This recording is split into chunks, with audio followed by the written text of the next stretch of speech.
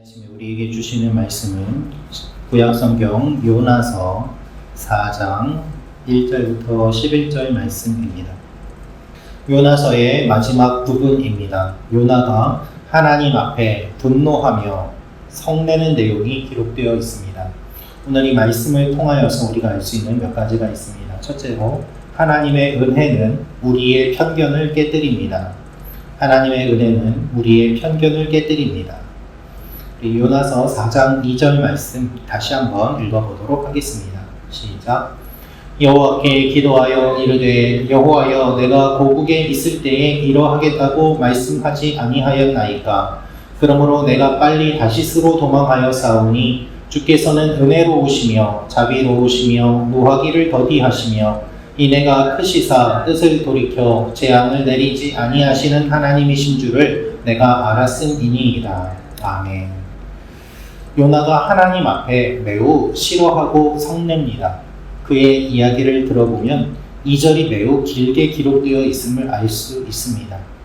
니느웨가 구원받았기 때문에 유대인인 요나의 입장에서 하나님은 당연히 니느웨를 심판하실 것이라고 생각하였지만 그렇지 않으시는 모습을 보면서 분노하였던 것입니다.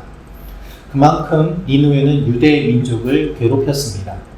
하지만 하나님은 니느웨에게 기회를 주십니다. 그들이 회개합니다. 요나가 왜 이렇게 분노하였을까요?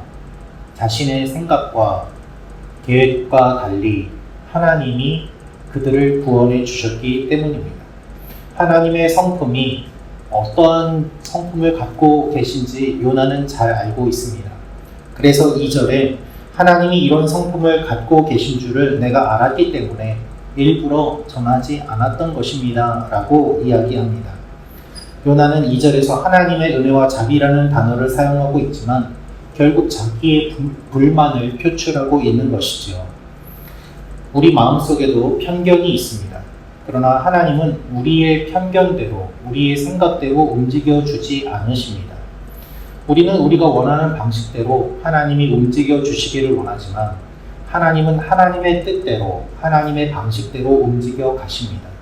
그래서 우리가 분노할 것이 아니라 우리의 뜻을 내려놓고 하나님의 뜻과 방법에 순종하며 나아갈 수밖에 없는 것이죠. 그것이 우리의 믿음이 성숙해 가는 과정인 것입니다. 하나님은 하나님의 기준과 방식으로 역사하십니다.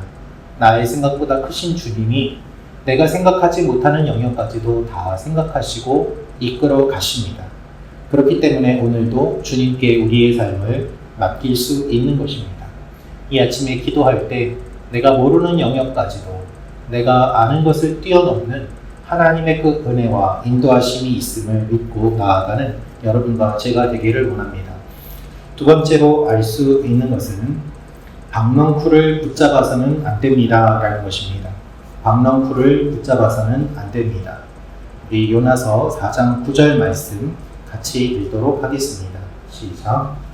하나님이 요나에게 이르시되 내가 이 박넝쿨로 말미암아 성내는 것이 어찌 옳으냐 하시니 그가 대답하되 내가 성내어 죽기까지 할지라도 옳으니이다 하니라. 아멘. 요나는 그래도 혹시나 니느웨가 심판받지 않을까 하는 일말의 기대감을 품고 잘 보이는 곳에 초막을 만들었습니다. 하나님께서는 박넝쿨을 예비하셔서 요나의 머리를 가려주셨습니다. 그늘이 생기자 요나는 기뻐하였습니다. 하지만 하나님이 벌레를 보내 박넝쿨을 없애십니다. 뜨거운 바람을 준비하셔서 요나를 괴롭게 하셨습니다. 그러자 요나는 불평합니다. 하나님보다 박넝쿨이 더 중요합니다. 요나가 성내는 모습을 보면은 그의 마음을 알 수 있습니다. 하나님께서는 이 사건을 통해서 요나의 영적인 무지를 책망하십니다. 우리에게 중요한 것이 무엇인지 신앙의 본질을 물어보시는 것입니다. 박넝쿨 하나도 내가 아끼는데 이 많은 사람들이 있는 이 성읍을 내가 아끼지 않겠느냐? 생명이 박넝쿨보다 더 중요하지 않느냐라는 것이 하나님의 메시지인 것입니다. 참된 신앙은 내가 받은 유익에 반응하는 것이 아닙니다. 하나님이 사랑하시는 대상에 반응하는 것입니다. 우리는 내게 복 주시는 것에는 민감하게 반응하지만 하나님이 사랑하기 원하는 대상에는 둔감할 때가 많이 있습니다. 하나님이 원하시는 일은 잘 하지 않으면서 하나님이 주실 것만 바랄 때가 얼마나 많이 있습니까? 하나님은 그것을 말씀하십니다. 나의 유익을 위한 신앙에서 벗어나 내 것만 챙기는 그 믿음에서 벗어나 하나님의 마음이 머무는 곳에 그 마음을 두라는 것이죠. 하나님은 박넝쿨을 통해서 요나가 박넝쿨을 붙잡고 있지 말고 내가 바라보고 있는 이 큰 성읍을 바라보라고 말씀하십니다. 박넝쿨을 사람의 생명보다 소중히 여기는 요나는 하나님 앞에 항의하며 내가 이렇게 화내는 것이 정당하지 않습니까? 라고 매우 교만한 모습을 보이고 있습니다. 혹시 우리 가운데도 이와 같은 모습은 없는지 돌아보며 하나님 앞에 기도하며 나아가는 여러분과 제가 되기를 원합니다. 우리가 붙잡고 있는 박넝쿨을 내려놓을 때 하나님께서는 더 많은 것들을 우리에게 보여주시고 채워주실 것입니다. 마지막으로 알 수 있는 것은 하나님의 구원은 온 세상의 구원입니다. 하나님의 구원은 온 세상의 구원입니다. 우리 11절 말씀 같이 읽겠습니다. 시작. 하물며 이 큰 성읍 니느웨에는 좌우를 분별하지 못하는 자가 12만여 명이요 가축도 많이 있나니 내가 어찌 아끼지 아니하겠느냐 하시니라. 아멘. 하나님은 요나에게 내가 수고하지도 않고 키우지도 않은 이 박넝쿨이 하룻밤 만에 죽은 것이 그렇게 화낼 일이냐라고 물어보십니다. 그러면서 니느웨를 비교하십니다. 요나는 자기 자신만 생각하고 유대인만 생각했지만 하나님은 니느웨에 몇 명이 사는지를 이미 다 헤아려 알고 계십니다. 그래서 12만여 명이 여기에 살고 있다는 것을 말씀하십니다. 이 인원이 맨 마지막에 등장함으로 말미암아 하나님께서 니느웨를 이렇게 다 알고 계시고 섬세하게 이들을 세고 계시는구나 라는 것을 우리가 깨닫게 됩니다. 유대인들은 자기들만의 하나님, 자기들만의 구원을 생각하였습니다. 요나도 예외는 아니었습니다. 그러나 하나님은 온 세상의 하나님, 모든 민족의 구원을 생각하십니다. 우리도 우리만 아는 사람들의 구원이 아니라 우리만 아는 사람들의 평안이 아니라 우리의 기도와 믿음의 지경이 넓어지기를 주님이 원하십니다. 우리가 하나님 앞에 기도할 때 우리 공동체의 유익을 넘어 하나님이 아끼시는 모든 영혼을 보여주실 것을 믿습니다.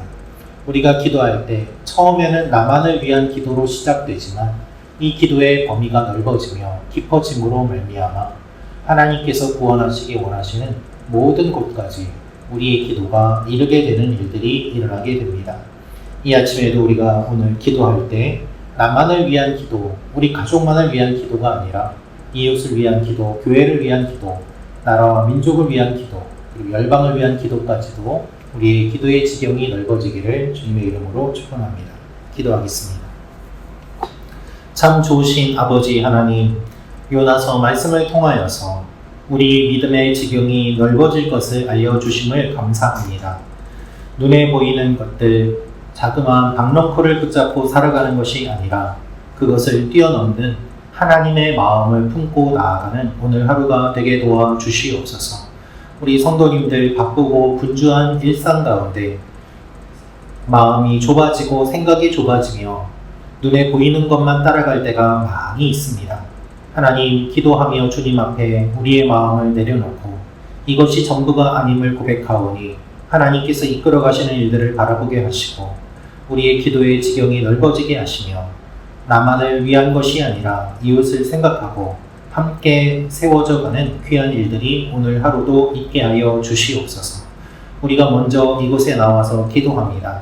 여러 상황과 환경으로 기도하지 못하는 우리 지체들을 위하여 중보하며 기도하오니 서로 중보함으로 말미암아 든든히 세워지는 교회가 되게 도와주시고 오늘도 하나님께서 두루두는 화영검으로 우리를 지켜주시며 우리가 생각지 못한 일들을 이루어 주시옵소서. 감사드리며 예수님의 이름으로 기도합니다. 아멘. 구독과 좋아요는 사랑입니다.